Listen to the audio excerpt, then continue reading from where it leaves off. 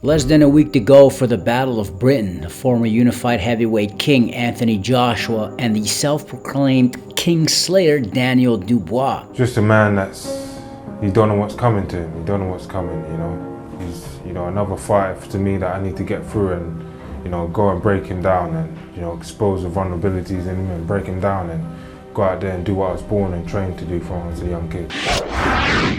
Hey Ringsiders, what's going on? This is your host, Boxing's Objective Observer, and welcome back to Ringside Stories, or if you're new, we make content regarding boxing through mini documentaries, previews, and much more. So if you enjoy that type of content, feel free to subscribe, thumbs up, hit the notification bell, and please, Mike Tyson that like button. Boom, perfect timing. Thanks so much for your support in advance, and welcome to the channel. Unlike many heavyweight bouts in the past, I personally think Joshua versus Dubois will deliver. Two domestic rivals who both are on a successful comeback trail after losing to a mutual opponent, that being undisputed heavyweight king Wladimir Klitschko, and are both on a multiple stoppage win streak, carrying their momentum from the Saudi desert back to a more familiar environment at the historical Wembley Stadium in London, UK, with Daniel Dubois' newfound IBF World Heavyweight title on the line. Not only will Anthony Joshua get his chance to become a three-time heavyweight champion of the world, with the very own title that started AJ's reign back in April 2016. The two-time unified heavyweight world champion will do so against the young, powerful Daniel Dubois, who he shared the ring with in the past, albeit in sparring. Years later, and with 54 pro bouts separating the two savants, the rivalry has been heating up in the build-up so far. Do you want to go now? Let's go. Relax. Do you want to go now? This f***ing chair across your face. Don't disrespect. Oh, you can't intimidate me. Don't disrespect. You can't intimidate me. Don't disrespect. You can't intimidate me. Daniel, don't Who do you disrespect. think you are? Daniel, don't disrespect me. Can't put this chair across your face. No, don't disrespect me on my life. Ever since the loss to then unified world champion Wladimir Klitschko, Daniel Dubois has bounced back, and with his dad in his corner under tutelage of the ever-passionate Don Charles, Triple D's confidence has been growing. Coming of age against the hyper-aggressive 300-plus pound Jarrell Miller to end 2023 with a stoppage win over the then undefeated Big Baby in the dying seconds of their bout. Big shots from Dubois. Miller stumbles to the ropes. Are we going to see another finish? 26 seconds to go. Dubois giving Big Baby Miller a Brooklyn beatdown against the ropes. Oh, big shot. Big Baby going to get big time knocked out. Dubois, sensational finish here. It's done. Daniel Dubois. Instead of shelling up against the imposing pressure fighter, Dubois decided to fight fire with fire, dishing out whilst being on the receiving end of some punishment himself. Daniel Dubois built on that confidence, defeating Filip Hrgović, who, like Jarrell Miller, attempted to bully Dubois in the build-up to that fight, as well as inside the ring, where the undefeated Hrgat tried to overwhelm Dubois early. Staying true to form, dynamite Daniel Dubois marched forward, took a dozen of right hands in the process, but did not go down, proving his determination and more than potent chin before countering the undefeated Filip Hrgović with heavy artillery of his own. Hrgović, as you said, was a boogeyman. People respected him. There was moments in the fight where the tides were turning in Daniel's favor, the tides were turning in Hrgovic's favor, and I'm thinking this is a good fight. I could see how Daniel was starting to edge, and that was down to conditioning, I think. If it wasn't for the cuts, I feel Daniel would have got him out there at some stage. Joshua's comeback has been a longer journey, with two failed trainer link-ups in the process before settling for domestic boxing brain and former Tyson Fury trainer Ben Davison. So far, AJ has two back-to-back stoppage wins under the guidance of Davison. On that same night, Dubois dispatched Jarrell Miller. Joshua dominated former Fury foe Otto Wallin before TKOing him in the 5th round, handing the Swedish southpaw's first pro loss by stoppage. Sure, AJ was familiar with Wallin given their many spars and amateur fights in the past, but the way Joshua paced himself with the trademark swagger showed glimpses of the AJ of old, and that TKO win might have fueled AJ's confidence, that one attribute the Watford-bred former world champion has been missing ever since his first loss against the destroyer Andy Ruiz Jr. A quick turnaround following in March of this year, where Anthony Joshua dispatched of yet another of Tyson Fury's recent opponent with seeming ease. former undisputed UFC heavyweight world champion Francis Ngannou. And yes, that wasn't against boxing's most formidable heavyweight. However, the way AJ delivered with that swagger reminiscent of the AJ of old against yet another opponent of former WBC heavyweight kingpin Tyson Fury, who went life and death with Francis Ngannou not long ago. And so Joshua is making inroads towards potentially regaining his world title glory, facing his toughest opponent since his doubleheader with unified heavyweight world champion Alexander Usyk, whereas Daniel Dubois has faced two undefeated contenders, one of which was the IBF mandatory challenger, which led to Dubois' first world title, even though Dubois was elevated to full champion in the wake of the undisputed world championship, with Usyk forcing to forfeit his IBF belt. It could be a 50-50 fight, and then if you don't turn the screw, you can give him an opportunity to win. If you turn the screw, you can win the fight. He has been the king for a very long time.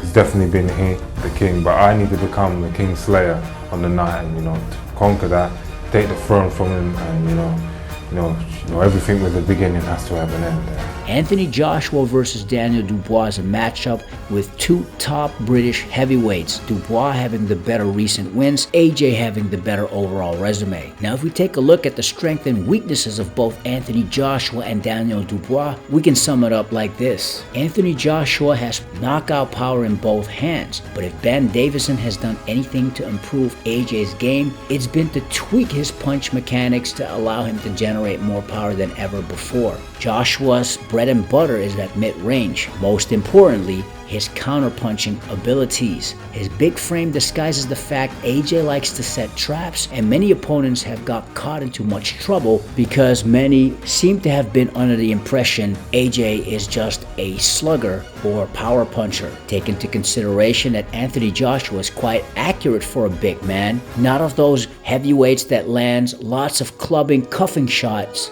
with the inside of the glove or the corner of the glove landing parts of the body. No, Anthony Joshua tends to connect clean with the knuckle part of the glove more often than a lot of other big men. Standing at 6'6", it's very interesting to see that Anthony Joshua rarely falls off balance, either when he's moving around the ring making an offensive move, a defensive move, or even when he misses a shot. Anthony Joshua controls the distribution of his body weight across his stance very efficiently and very quickly. This is one of the reasons why AJ is such an underrated counterpuncher. Then there is hand speed, punch variety, and versatility. If you take a look at AJ's arsenal, he's got every punch in the book. Knockout power in his straight shots, his hooks, and uppercuts with both hands. And when it comes to his hand speed, I think he has the edge over Daniel Dubois. Another point of view which drives home the point that Anthony Joshua isn't just a mid-range power puncher is his ring IQ. I think Anthony Joshua is a smarter fighter than Daniel Dubois, less offensively impulsive, more strategic, a thinking fighter,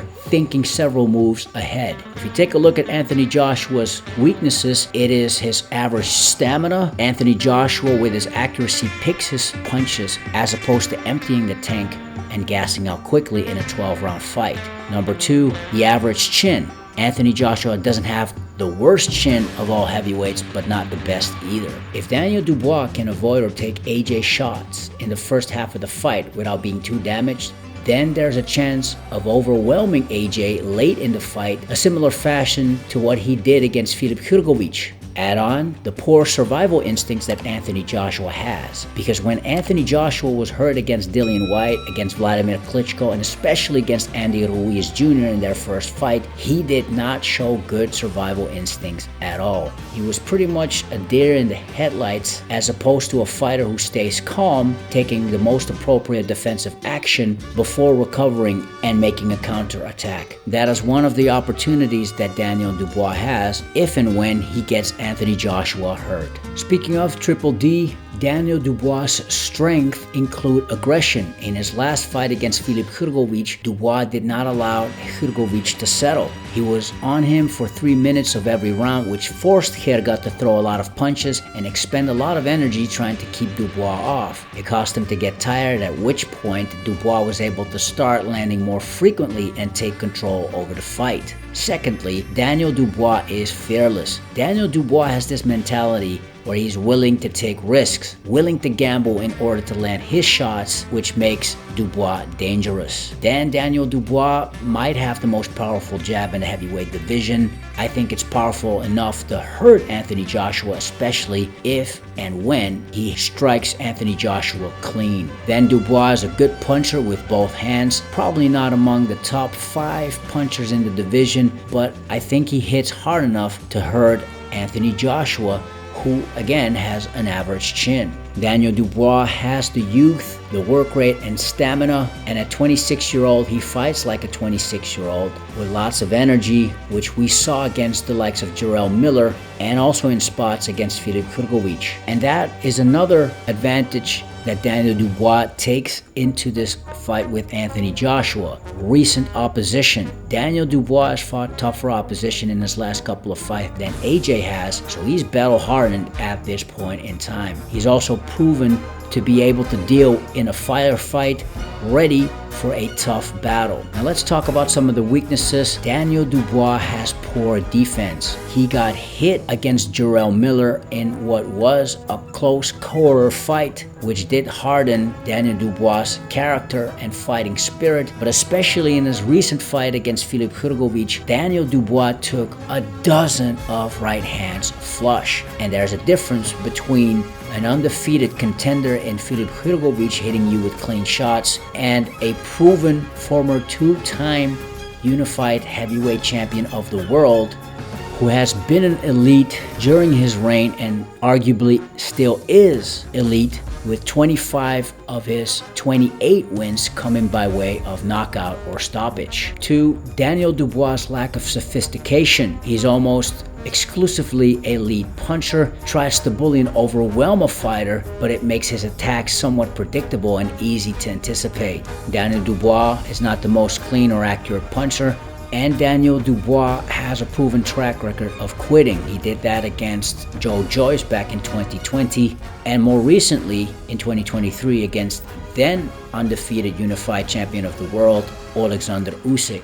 And so when I put everything together, attributes, weighing these strengths versus weaknesses, the experience, the overall game, I'm leaning towards Anthony Joshua to penetrate Daniel Dubois' defense and stop young Daniel Dubois to capture the IBF World Championship somewhere from round 7 onwards. I think it'd be an exciting fight as long as it lasts, but I think Anthony Joshua will be too much for the young world title holder. Maybe Daniel Dubois can raise his game once more, bring the passion under the tutelage of Don Charles and his dad in his corner, and prove me and many of the boxing world wrong. Let us know, Ringsiders, what your thoughts are. Who do you have, Anthony Joshua or Daniel Dubois? If you like content like this and you haven't already, feel free to subscribe, hit the bell notification, and Mike Tyson that like button. Boom, perfect timing. It helps out the channel a lot, i.e. inspires me to make more quality content for y'all. Now, if you've done that already, you're amazing.